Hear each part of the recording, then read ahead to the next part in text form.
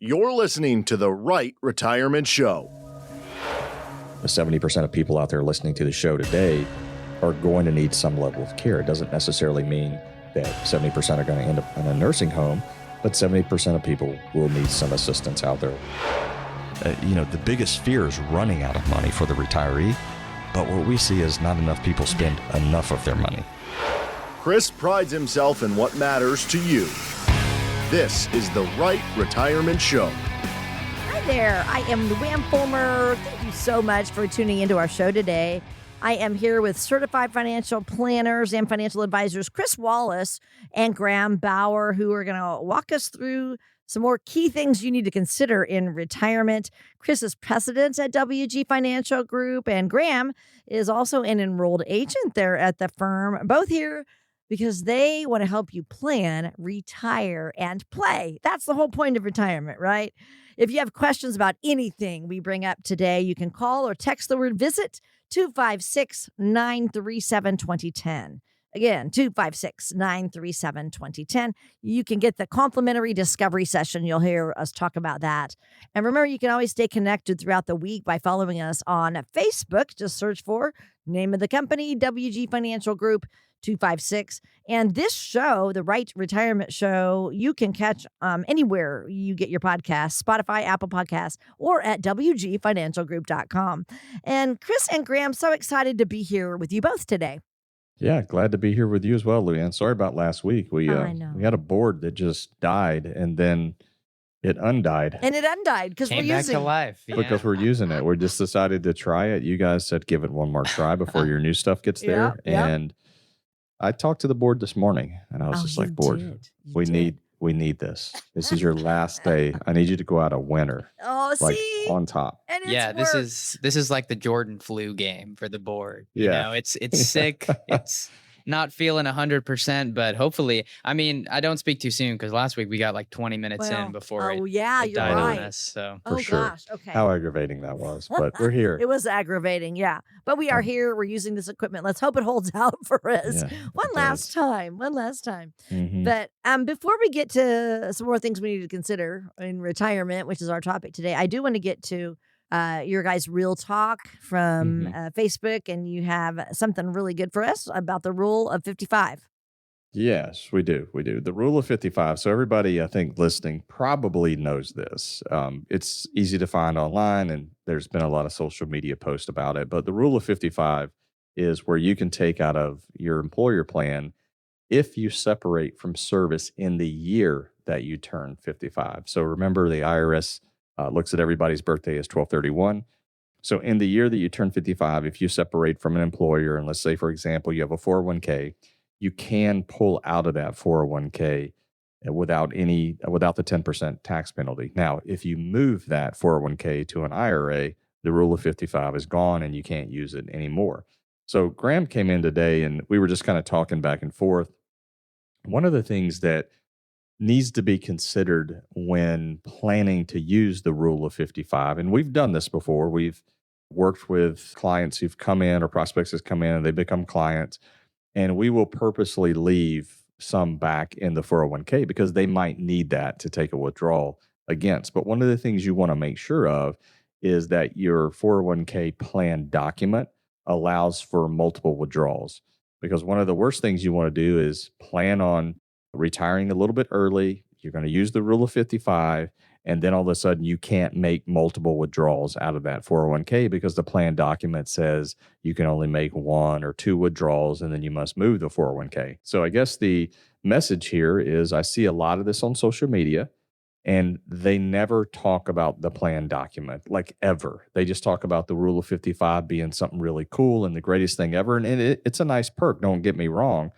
But you have to dive a little bit deeper than that and understand, if you retire and you're going to use that rule of 55, you must understand the withdrawal options within your 401k.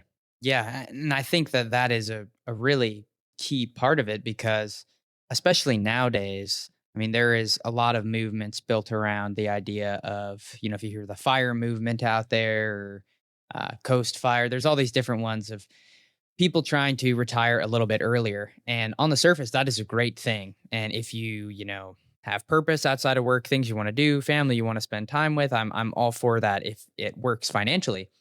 But I mean, the gap between 55 and 59 and a half, you're talking 4.5 year gap for a lot of people. So there are some folks out there who may have been counting on using that rule. And, again, like you mentioned, Chris, it's not like the rule in most plan documents wouldn't exist at all, Right. but it could potentially look a lot different than you were planning if you were thinking, oh, yeah, I'll just retire at 55 and I'll take $3,000, $4,000 a month out of my 401k and I'll live on that till 59 and a half and then roll it over, yada, yada, yada. It kind of throws a bit of a monkey wrench in that. So I think it just means you got to be a little more creative, whether that means some potential after-tax money, whether that's withdrawing Roth contributions, there's the SEP 72 rules, there's different things like that. But I do think that it's one of those things that on the surface, especially when you hear it online, it sounds so simple, Yeah. but then when you actually dig into it, there are some kind of hidden traps that could be there. I don't think anything's simple when it comes to dealing with company 401k plans. No, never. Yeah, it's really funny. I had a buddy of mine who's not a client, by the way, just a friend of mine, sent me a text the other day. Actually, it was yesterday, asking me, hey, they're moving my 401k to another custodian. And he knows that's the custodian we work with. So he ended up texting me. I hand Jennifer the phone. I was actually driving. And he just assumed that because we work with that custodian that I would just know his 401k. And so when I called him later on, I was like, hey, listen, just FYI, you don't need to know all of these nitty gritty things, but just because your 401k is moving to the same custodian that we use doesn't mean I know your 401k. So I had to walk him through a couple things, and we got on there and reviewed his plan document just so I could kind of help him just understand what investment he should consider in the 401k, because they were vastly different than where he was coming from. And so he was concerned about that. And he said, man, this is done. My 401k over here is done really well. And I think one of the things I heard in his voice, and I didn't go into this with him because he just needs a little bit of direction, but he was thinking, well, my new custodian, I wanted to do as good as my old custodian. And I think I see that or hear that from a lot of people out there today. This is getting off the 401k just a little bit of a tangent. But, for example, you might have Vanguard funds, and then you might have Fidelity funds. And people will say, well, my Vanguard did really better. It outperformed Fidelity. Well, more than likely, you were taking more risk in the Vanguard account. And it doesn't necessarily mean it was Vanguard doing that. It was more or less the asset allocation that was driving the returns and not necessarily the custodian. So anyway, bottom line here, 401ks are pretty complex. You got to dig into the plan document, understand the rules that are there, understand the fees that are there as well. While you're in there, you should dig around on that as well. But that is the rule of 55. Pay attention and dig into the plan document. Excellent. Love that. Okay, thank you. All right. So I want to continue on talking about things to consider in retirement. And we talked about this a couple weeks ago, just the retirement realities and risks to look for in retirement. And now I want to Right. bring up, a couple things here. Spending, well, first of all, saving, spending, So, income strategy, and then Luann, taxes. sorry for the listener. This is part 2 of the show a couple weeks ago, right? Because we had the board go out last week. Right. Yeah. Yeah. Okay. Just to make sure they know Okay. that this is the continuation. Yeah. That's a Because good way last to week put it. was Yeah. was a rerun. Okay. Cool. And No, so I'm I'll let you continue. Yeah. I'm Okay. sorry to interrupt you. That's okay. So, part 2, things to consider. And so, what we talked about in the past was retirement reality and risk. And now we're going to talk about saving and then, of course, spending, because that's what we want to do in retirement. But income strategies and then taxes and the right process. So, let's start with saving. I think that's a question hmm people have, when they're getting ready to retire. How much should I have saved? What would your answer be, Chris? Yeah, I think it really. This is going to be a really boring show. It depends, right? How much you Every should answer. save. Every answer. Yeah, It depends. it depends. That way, I stay compliant. But no, seriously, I think that as a child, it didn't work early on as a child for me, by the way. But save your money, save your money. That's all you heard as a kid growing up. You got to learn to save your money. Yeah. My dad used to say something about that. Boy, that money's burning a hole in your pocket. Or don't spend it all in one Yep. place. And I think we're just taught to save. And I think nowadays when I hear the word save, it means to me different than when I heard it as a kid. When I heard it as a kid, it was putting pennies or quarters or dollars in my piggy bank, so to speak.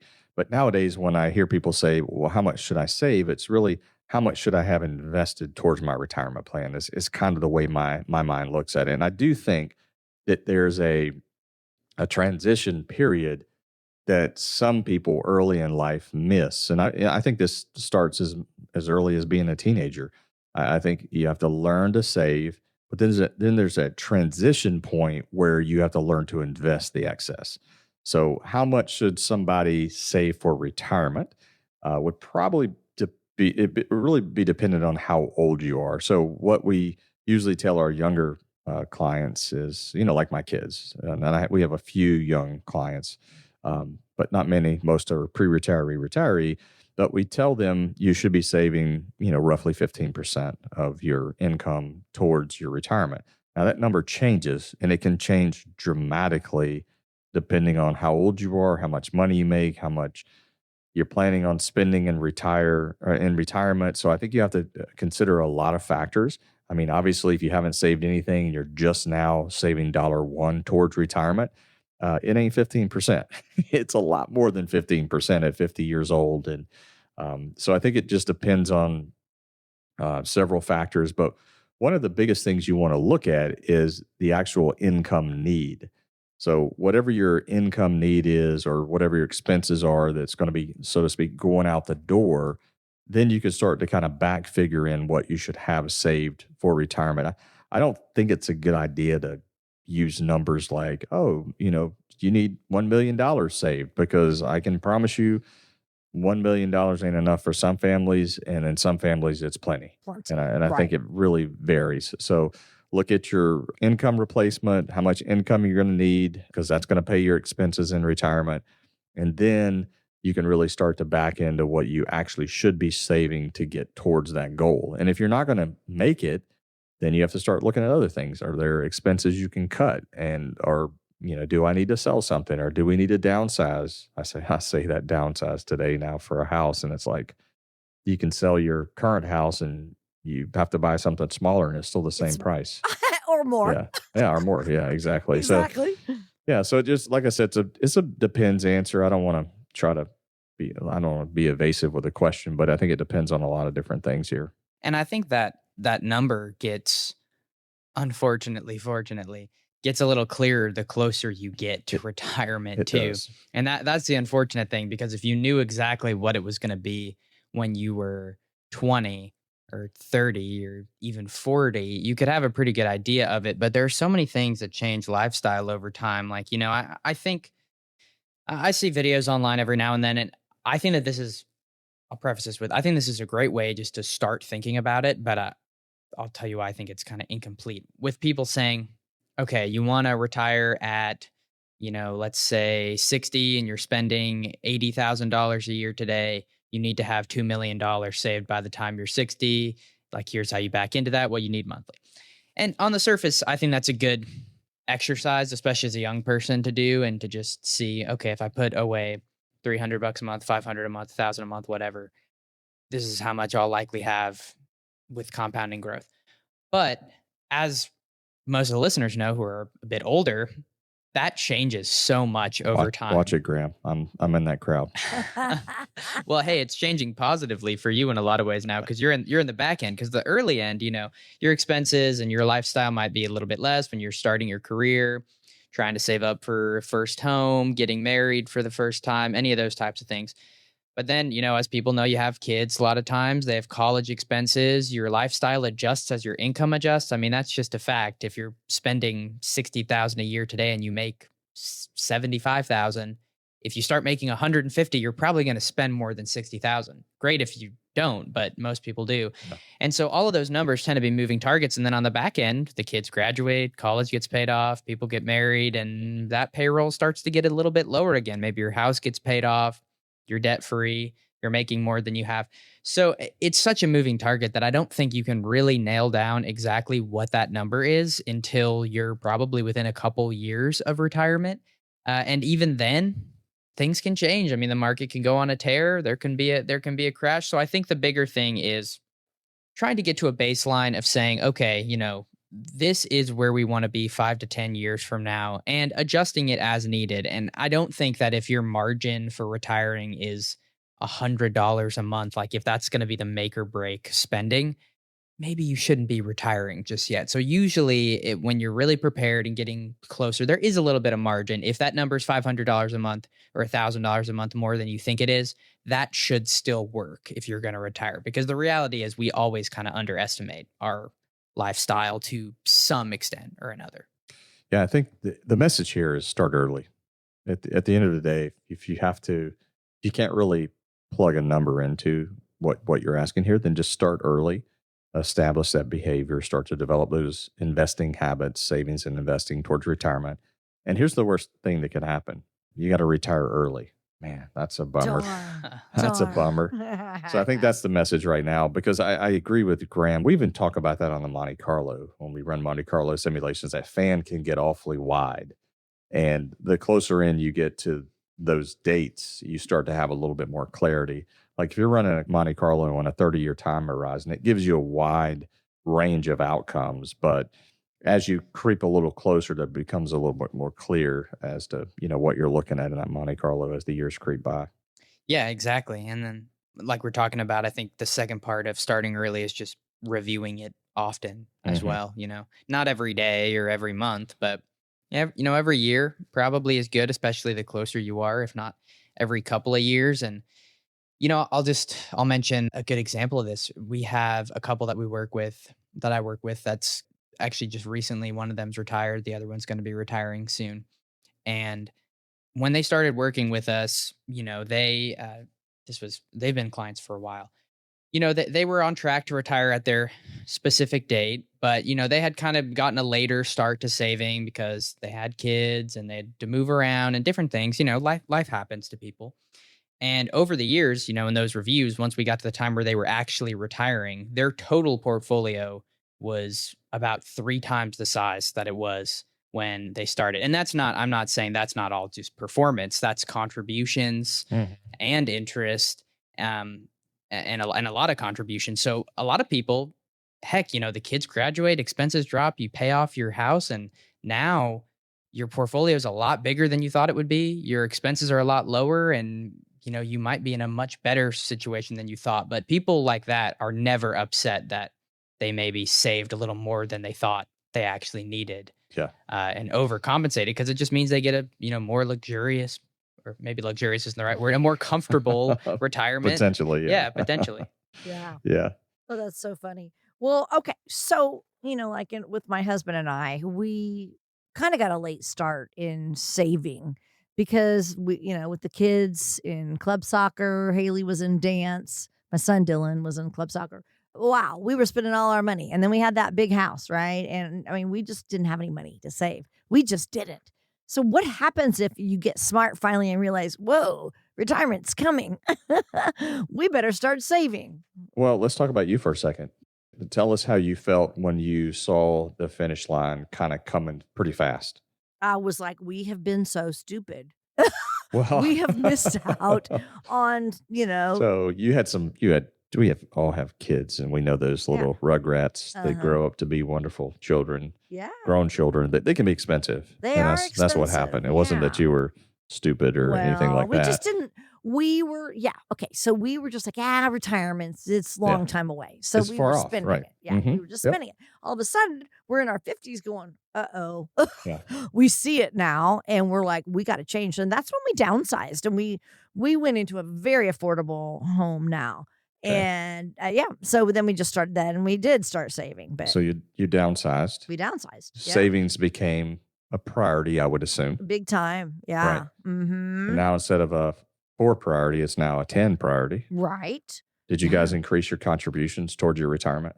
Yes, we Okay. did. We did. I went to what I would do. We paid off all our debt. That was another thing. We said we got to pay off all the credit cards and all of that. Love And it. because we downsized, we were able to do that. So we paid off all our debt. I started with the envelope system, so because I had a terrible time overspending in the checkbook, and so now I have my I've seen your envelopes. TV outfit, so I can probably agree to that. And home goods, right? I love to Mhm. shop for my home, and then of course my grandkids now, Yeah. So, but I have my envelope system. And when I'm out of Okay. money, when I'm out of my allowance, then I have to wait until the next time it comes around. So anyway, all of that is what we ended up doing to get us in a better place. Okay. So it sounds like to me you also had some flexibility stuff, less Yeah. flexibility. You were Oh, yeah. much more rigid in your I savings. was better, much Yes. better. Okay. Mhm, Yeah. mhm. So those are all the things. You're a living, breathing testament to what happens when you delay saving. Yeah. You have to get really serious about it.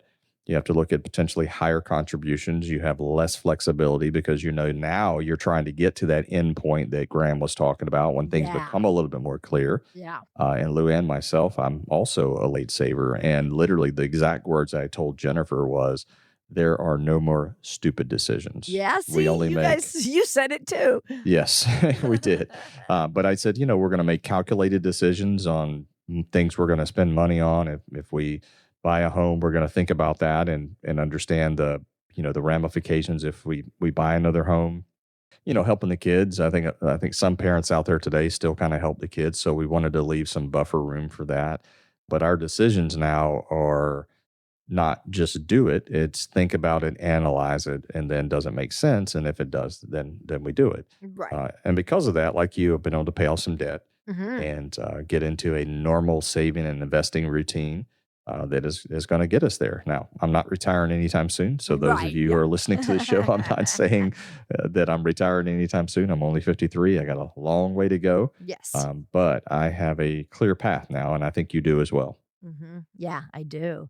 So, another thing I want to bring up is the employer plans that some of us have access to. Graham, why don't you tell us about the role of employer plans?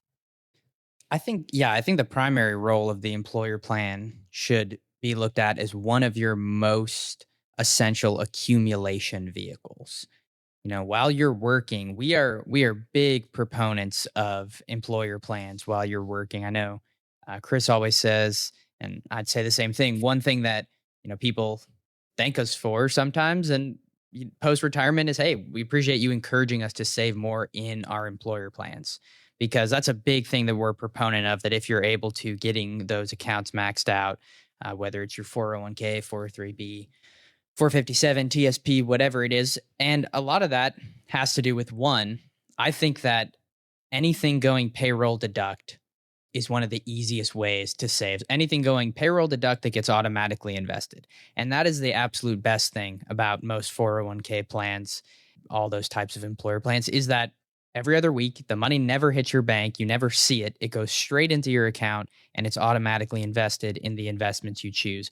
So I can't even tell you how many people I've met who have basically said, whether it's working for the federal government their whole life with TSP, whether it's working for a big contractor for many, many years, have basically said, yeah, I never really thought about investing at all. When I was hired, I just put in 15% of my income into this account and I left the investments how they've been ever since, and I've never looked at it once. Wow. And usually when somebody says that, they have over $1 million in that account. And Wow. I think you would agree with that, Chris. If Oh somebody yeah. said if they work for the same place for 30 years and they just set it up and forgot about it, 9 out of 10 times they're going to have more money than the person who says they monkey around with it all the time, or they stopped contributions for 10 years and restarted, or whatever that looks like, because it's just such a powerful vehicle to not be utilizing.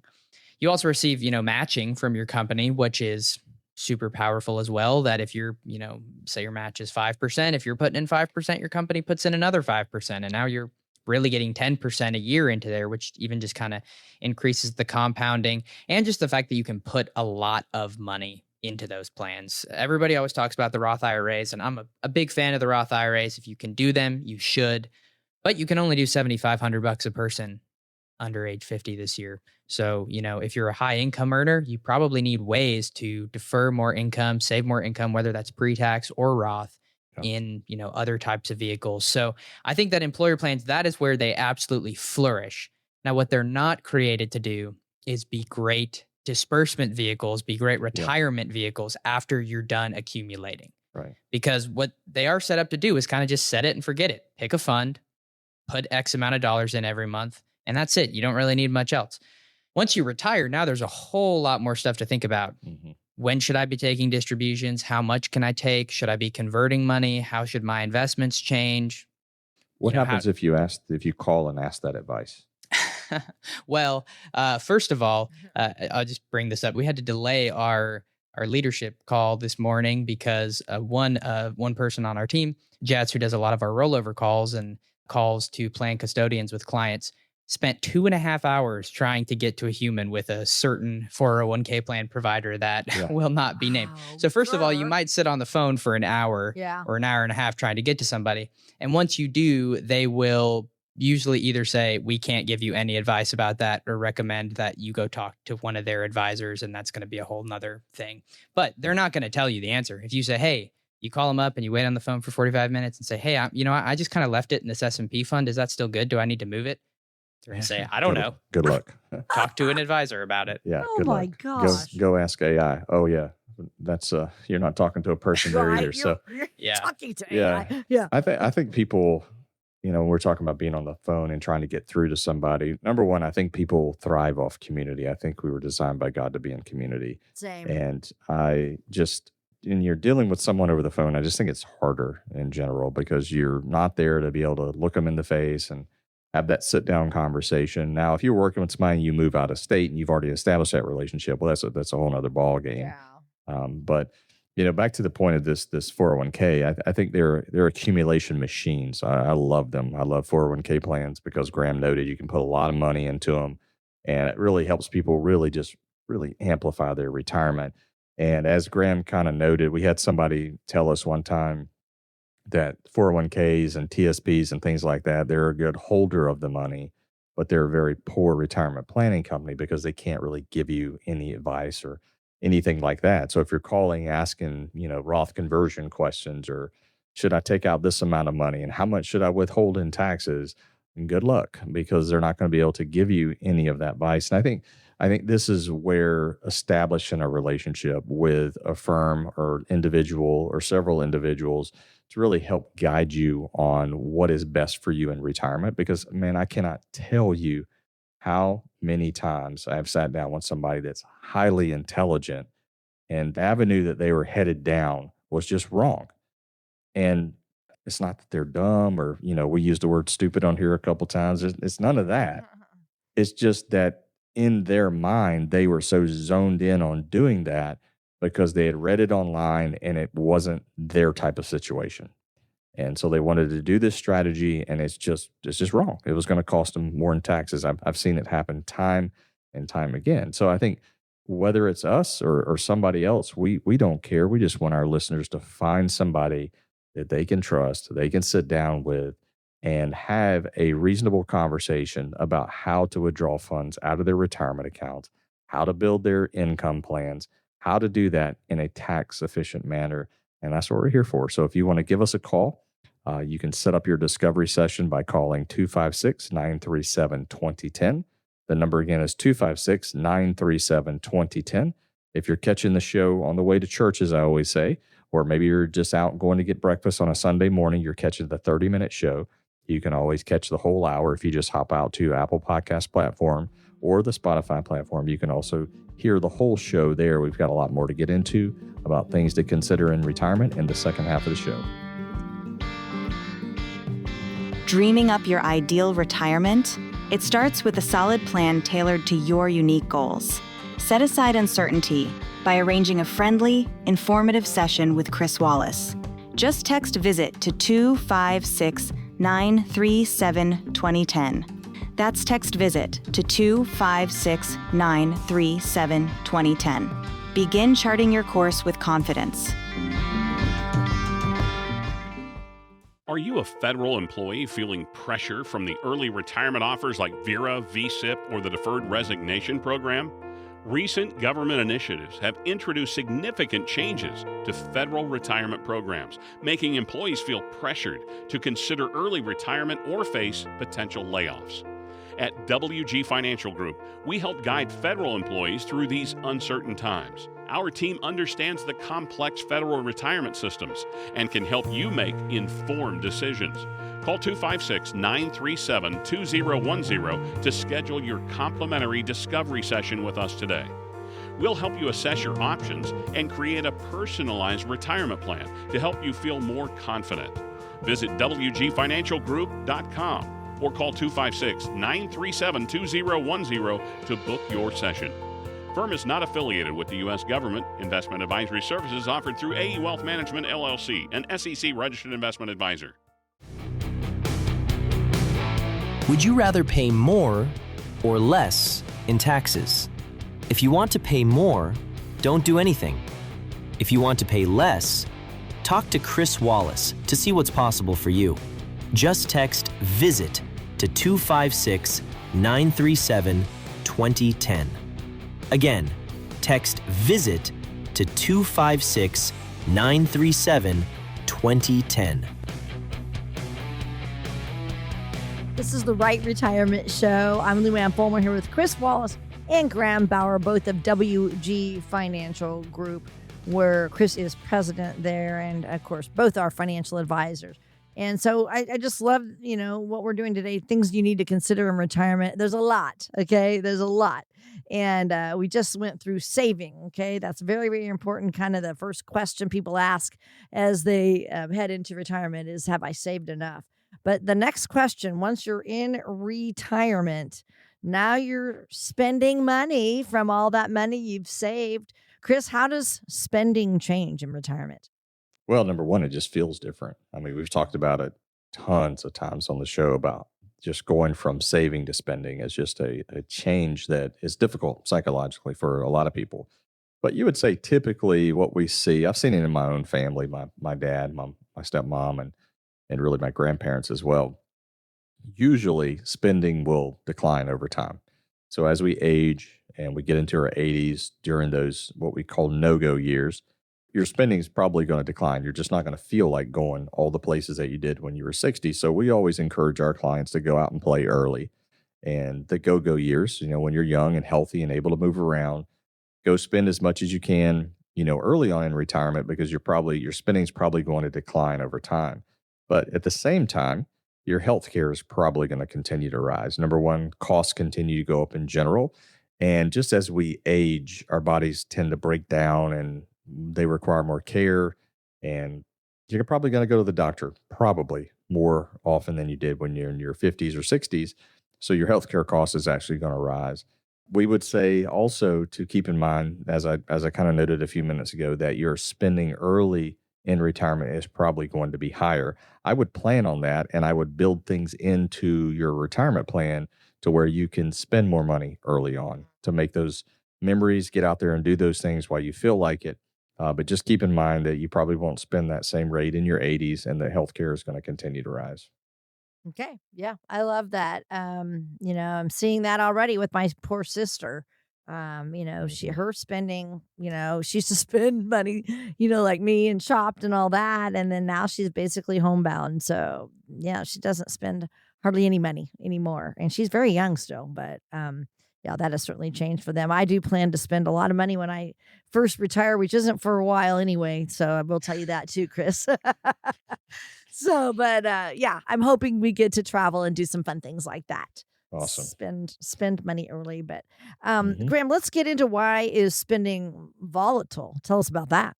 Well, I mean, as you just kind of mentioned, Luann, unexpected circumstances can come up in life, and they almost always do. I mean, I think budgeting is great, and I encourage people to do it, but I think you always have to go into budgeting with the mentality that whatever you think those numbers are going to be, they're probably going to be a little higher in some categories. Like maybe this month you're right on your budget for groceries and gas, but you're a little off for healthcare because you had some things come up, or you're a little off because of some car repairs. There are just those types of things that come up. So I think for most people, what we try to do, because what happens a lot of times is somebody will come in and we'll be going through our discovery sheet, and at a certain point we ask, what is your monthly expenses right now? If you were retired, what would it kind of take just to pay the monthly bills, gas, groceries, utilities? And typically they'll say somewhere from $4,000 to $7,000 a month. And then occasionally someone will say, $2,500 a month, $2,000 a month. And there are some very rare people out there that do live on that. So I will say that there may be someone listening that's like, I do live on that. And, hey, I'm not saying it's impossible. For most people, that is very, very difficult to do. And so you kind of have to say, okay, well, what's kind of your net pay and sort of see if we can back into it. But what happens a lot of times is they're just thinking, okay, well, yeah, utilities are $150 a month, mortgage is $700 a month. We probably spend like $300 on groceries, 300 on gas. And maybe they do on average on a lot of those things. But what they're not taking into account is all of those variable items. They're just thinking about the somewhat fixed stuff or, gas and groceries isn't fixed, but a lot of us spend similar amounts on that. But they're not thinking about, the healthcare. They're not thinking about the travel. They're not thinking about all of the insurances that you have to pay because most of us, we don't have just health insurance. We got home insurance, auto insurance, life insurance. Some of us have pet insurance. There's all these types of things that come up. So I think when you're building any type of budget, it's good to find a number and say, okay, that's a pretty good number. And then say, but in all reality, we're probably going to be 10 to 15% higher than this a lot of times. And maybe sometimes you'll be under. But those unexpected things come up, and they come up in retirement too. I mean, it is a weekly, if not almost, every other couple of days occurrence that we get a call or an email or a text from someone saying, hey, I just found out that I need $20,000 of dental work, or hey, my car just went out and I, need a new car, or we're buying X, Y, and Z. And these unexpected things do just happen. So again, it's not one of those things to be scared about and think, okay, well, I can never retire because I'm never going to be able to nail down my expenses, but more just whatever number you think it's going to be, just expect it to be a little higher. Because sort of like when you're, if anybody's ever hired a contractor or a builder or anything for anything, usually you go in with a quoted cost and you're going to expect, okay, by the end of the job, it's going to be a little bit higher as some unexpected things happen. So just something to be aware of. Mm-hmm. Yeah, I think when it comes to, you mentioned $300 a month for groceries. Man, I don't know, because we've heard that before. That's not an uncommon number to hear. $400 a month in groceries. And if you're doing that, you need to teach a class on how to buy groceries, because I can tell you, I won't say where I shop. I can just say, well, I shop at a couple places. I'll put it that way. But the letters are red and the other letters are green. Those are two different stores where I spend a lot of time. Really won't say any more than that. Oh my, okay. But I spend a lot of money, and I think just trying to eat relatively healthy, I don't see how people eat on $300 a month, but I've heard that That's before. low to me. Yeah. Yeah, and sometimes we'll just kind of pad their expenses a little bit. Not that we won't like trying to think of how to say this kind of comically, but you're lying, So we don't necessarily fully believe them. So maybe we just throw a couple extra bucks in the expense category to compensate for that, because maybe it's not 100% believable, I guess. Yeah. But then here's the other question I have, Graham, just before we go to the next question, Luann. Budgeting overrated in some cases versus how much can you spend in retirement, rather than stress out about copying everything to the penny? Is it really better to work off how much can I spend, or should I stay to my budget? I think in general, I'm a big fan of going backwards budgeting, whether you're retired or still employed, because again, like I was talking about, I've tried, I really have, I've used the apps, I've put everything in, and I have an idea of what we spend, and it's within a normal range, and we're really not frivolous spenders at all. I'm kind of a cheapskate in a lot of ways. I just think that budgeting can rob you of a lot of memories.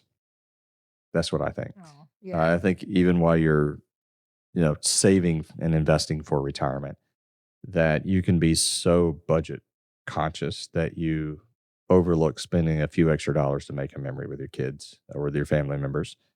And I think you can do the same thing in retirement. I think it can be such a job and an obsession in some respects to some people to make sure that we only go by the budget, that you rob yourself of the ability to go make some memories with your kids, grandkids, spouse.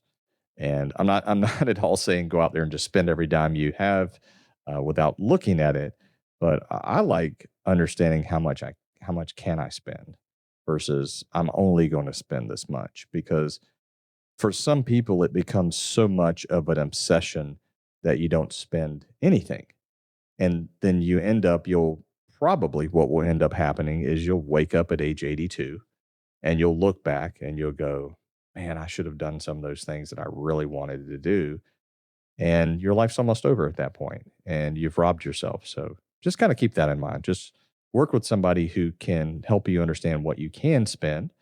Also, work with somebody who can encourage you to spend your money and not just try to keep it all for themselves.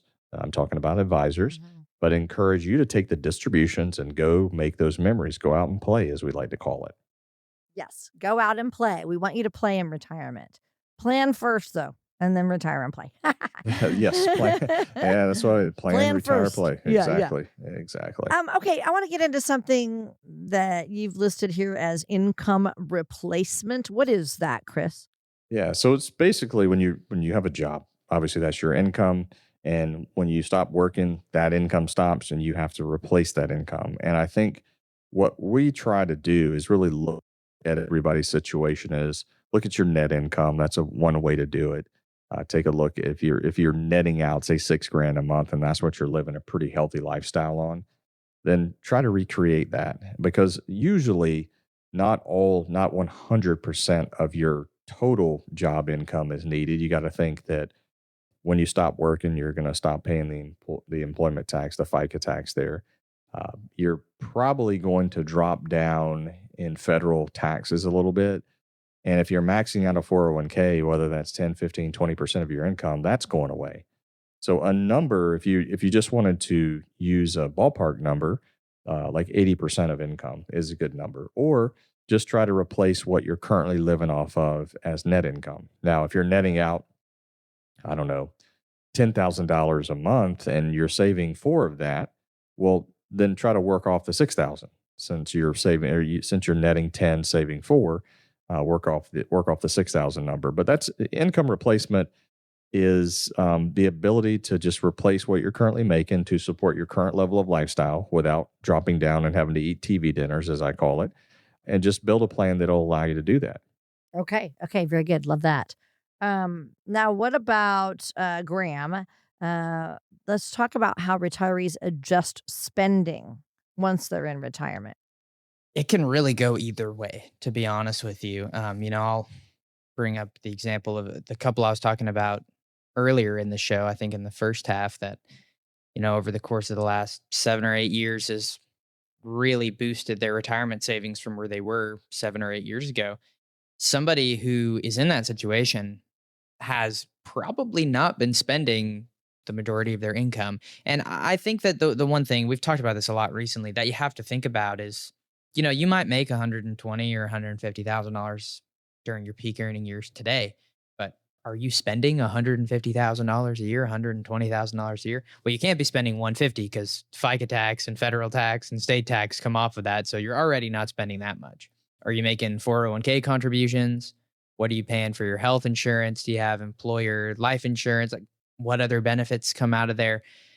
So I think for most people, they look at their salary and think, okay, I'm making 120 a year. Well, I really need to make 120 or have 120 of income in retirement to feel comfortable. Where in reality, they might be living off $4,000 a month at this point. And so for those people, they might get to retirement and have Social Security, have retirement plan withdrawals, maybe have a pension, maybe not. And their total amount that they can spend might be closer to 7 or 8 or 9,000. And this is something we see a lot in our client base of people who have been living off $5,000 or $6,000 for years and putting all their money away, getting to retirement and realizing, oh my goodness, I can actually kind of adjust this up a lot more as needed. And especially early on, we think that's a great thing to do. So, spending can be upward. For some people, I think just reality is it might be a little bit downward depending on what you spend. I think the blessing and the curse of being a very, very high income earner is if you are a very, very high income earner, it's going to be really hard to replace that exact lifestyle unless you were very diligent about saving. In other words, if you're someone, and these people exist, that making $300,000, $400,000, $500,000 a year, it's going to be really tough to replace that kind of income unless you have millions and millions in savings. So again, I think you have to look at, okay, I'm bringing all this in. How much am I saving? What am I spending? And am I going to be comfortable on what I can spend? But that's the main scenario that I see if we're talking about adjusting people cutting back due to retirement. Most of the time when somebody's retiring, and working with us, our goal is to have them either be at the exact same lifestyle they were while they were working, or a lot of times Or better. more elevated. Yeah. Or Nobody better. wants to go backwards, in retirement. Yeah, I think plans should also be a little bit dynamic. So a lot of things we just talked about here was, being able to be somewhat flexible, in how your retirement plan is built. It shouldn't be so rigid that stresses you out, because I think you can have a plan that, like I was talking about the budget earlier, that, I've got one particular client, every time his portfolio drifts above 60/40, and I'm talking about if it, is like 63/37, he starts, getting a little nervous. And I was like, hey, a little float is okay. Like, it's not, this is still within what we would call our tolerance or whatever. And we are watching it, and we'll make sure it goes back. But, within a 3-month period, you can see a little bit of a float there. So I think plans in general just to me, just need to have some ability to be dynamic. Today, we're talking about things to consider in retirement part 2. And if you have any questions for Cris and for Graham, you can certainly give them a call. I want to make sure you have this number handy, 256-937-2010. That's the way to reach out. And you can call that number, or if you prefer texting, you can text the word visit to 256-937-2010. And check them out, too, on their website, wgfinancialgroup.com. And we're so happy to have you with us today. You are listening to the Rite Retirement Show. I'm Luann Fulmer here with Cris and Graham. And so we've been talking about, saving in retirement, and then, of course, spending in retirement. And when we spend, we need to have some sort of a plan. So, Cris, let's talk about the income strategy. And this is something you guys are very good at as far as putting together plans for people. Is the 4% rule enough?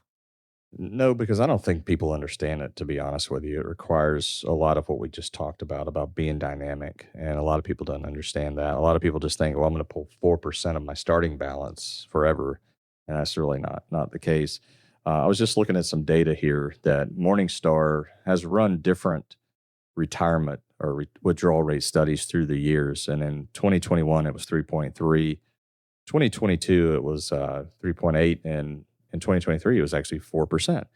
And last year, I think it was 3.7. And the latest one that they've come out with is 3.9%. So you can see, I guess the point of me bringing that up is, even with Morningstar doing these annual evaluations of what they think can work, it's changed year over year. And I can remember back in, like, I'm going to pull one out of the hat here, but I think it was around 2012, 2013, the withdrawal rate dropped as low as 2.9%. So I don't think using a rule of thumb like the 4% rule is enough. I think you have to create an income plan. We are big fans of, if you can protect like the first 10 years of your retirement with income, let's just assume that, you've got a 30-year time horizon in retirement. If you can build an income plan to where you can, create enough income to cover your lifestyle, if you can cover that with pretty safe investments for the first 10 years of your retirement, I feel like you don't have as much to worry about. You've created a long time horizon at that point because you've covered the first 10 years. You don't have to worry about a bear market or a recession happening in the first couple of years of retirement, which can be devastating for some people. If you just cover the first 10 years with guaranteed income, or at least a source that's highly less volatile than, say, just your normal stock market investments, I think you can probably end up resting a little bit easier. And it's a simplified bucket approach is all it is, just putting money in different buckets, giving them different jobs. And that first bucket there would be low volatility and give me income, give me a little bit of return, and don't hurt me along the way. And I like that strategy for a lot of people because it's simple, it's easy to understand, and it works. You can plug in the math and it works. Okay, very good. So, we're talking about right now an income strategy, having an income strategy. What can improve confidence in a spending, in our spending, Graham, when it comes to that? Well, like Cris was talking about, I think that having some element of shorter term security to medium term security with some of your income, especially early on, can be really key in building confidence, because, the worst nightmare of what can happen in retirement is probably somewhat what happened back in, 2022, even, where we had falling stock market, rising bond yields causing prices to fall, and also high inflation kind of all at the same time. And, that wasn't something that we didn't have anybody in our client base that had to unretire due to that, but I'm sure there were some people out there in the world that did. And I think that for situations like that, when you have those more unprecedented sort of times, it does feel really good to have some element of safety set up and to know, okay, well, even if everything's going haywire for a year or 2 years or 3 years, I know that my income is going to be fairly secure early on.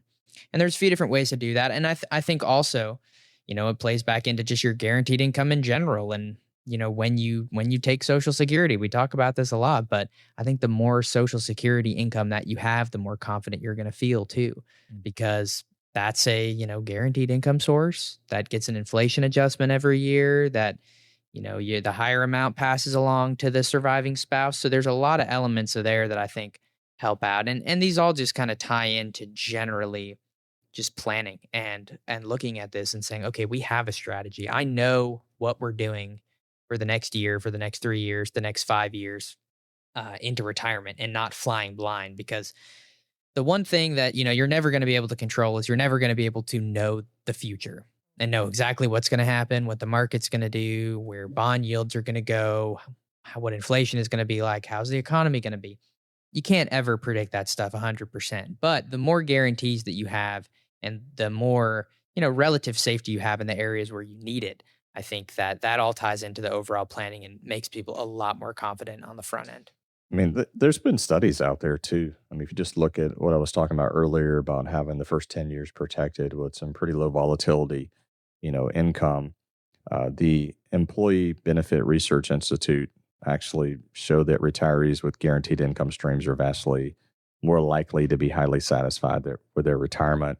The research from the Retirement Income Institute also found that people are just more calm when it comes to guaranteed income than the equivalent just of having a lump sum of wealth to pull from. Because I think, not that, we're not advocating. So when we talk about guaranteed income, we're talking about insurance-based products, okay? And we're not advocating that you go put all of your money there, but there is some element of psychological confidence, because that's what building confidence is it's helping you feel better emotionally.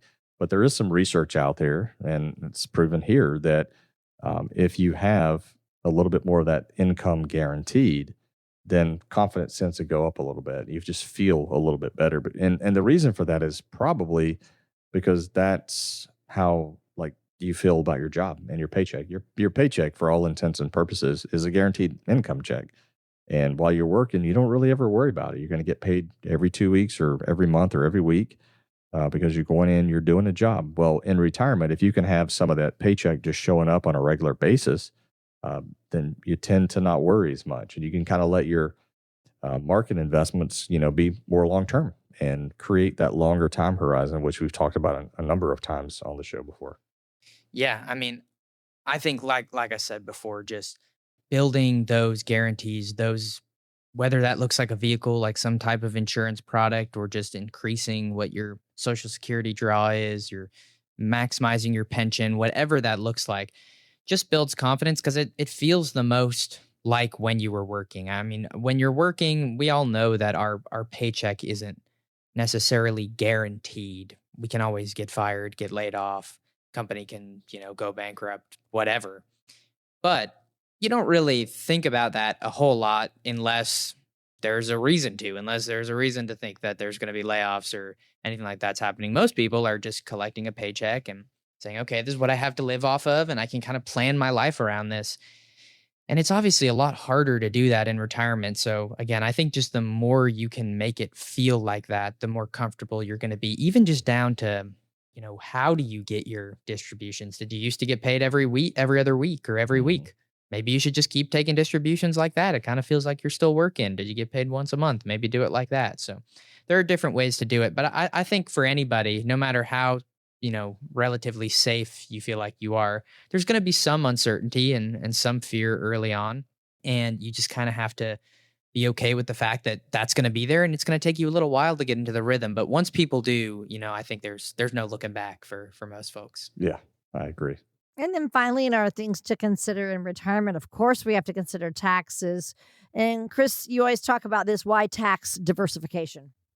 Well, I think it helps. It gives you options in retirement when you go to start taking distributions out of your retirement plan. If you have tax diversification, meaning you have some maybe in Roth, you have some in pre-tax, you have some in after-tax, kind of a brokerage account, you have a little bit in savings, then you have some options and you can start to blend those streams of income together to provide you what you need. And you can do that in a tax efficient manner.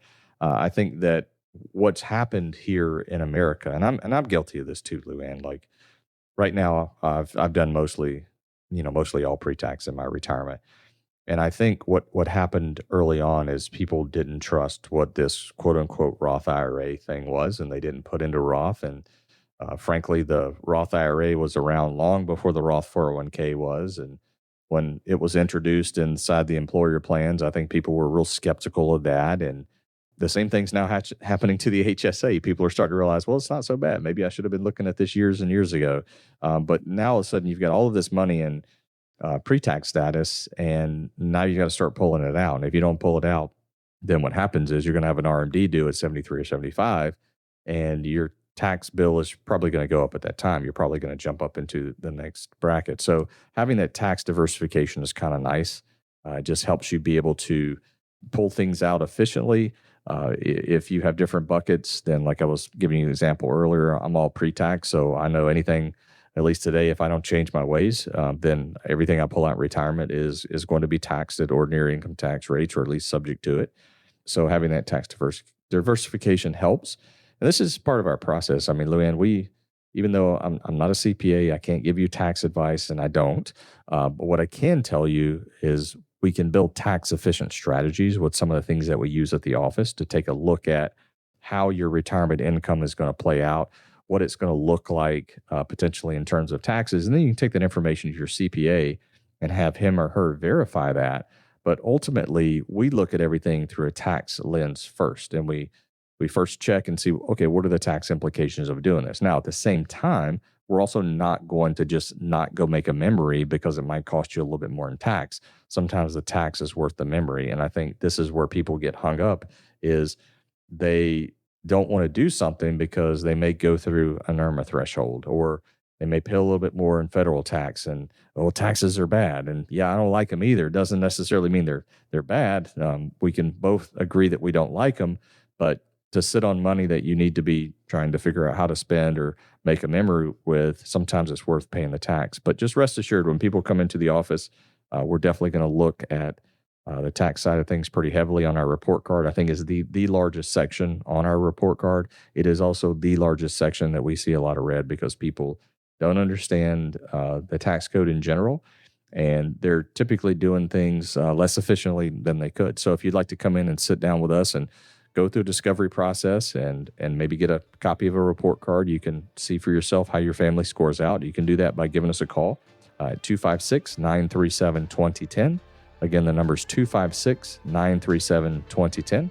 Hope everybody has an awesome and blessed week. And remember to serve every person and every situation with a servant heart. Please remember, converting an employer plan account to a Roth IRA is a taxable event. An increase in taxable income from the Roth IRA conversion may have several consequences. Be sure to consult with a qualified tax advisor before making any decisions regarding your IRA. Graham Bauer holds the enrolled agent designation, but is not currently offering tax preparation services. Neither the firm nor its agents may give tax advice. Individuals should consult with a qualified professional for guidance before making any purchasing decisions. Investment advisory services made available through AE Wealth Management LLC, AEWM. AEWM and WG Financial Group are not affiliated companies. Insurance products are offered through the insurance business WG Insurance Services. WG Financial Group is an investment advisory practice that offers products and services through AE Wealth Management LLC, AEWM, a registered investment advisor. AEWM does not offer insurance products. The insurance products offered by WG Insurance Services are not subject to investment advisory requirements. AEWM and WG Financial Group are not affiliated companies. companies. Investing involves risk, including the potential loss of principal. Any references to protection, safety, or lifetime income generally refer to fixed insurance products, never securities or investments. Insurance guarantees are backed by the financial strength and claims-paying abilities of the issuing carrier. This radio show is intended for informational purposes only. It is not intended to be used as the sole basis for financial decisions, nor should it be construed as advice designed to meet the particular needs of an individual situation. WG Financial is not permitted to offer, and no statement made during this show shall constitute tax or legal advice. Our firm is not affiliated with or endorsed by the U.S. government or any governmental agency. Information and opinions contained herein provided by third parties have been obtained from sources believed to be reliable, but accuracy and completeness cannot be guaranteed by WG Financial. This radio show is a paid placement.